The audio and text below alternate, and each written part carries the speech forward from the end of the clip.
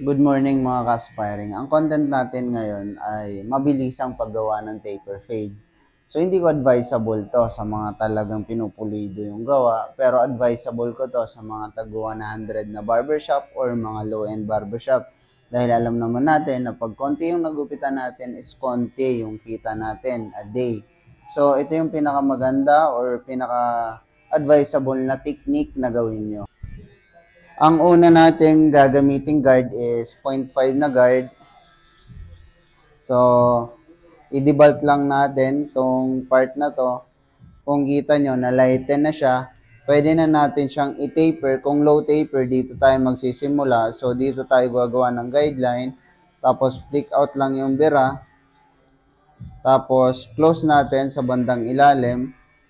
Tapos, gumamit tayo ng nahulog. Tapos gumamit tayo ng number 1 na guard, open, close, okay na. So yan na yung taper fade. So ang ginamit lang natin na guard is 1.5 na guard, number 1, tapos okay na. So itong part na to, i-clipper overcomb na lang natin yan sa mga gantong part. Ayan.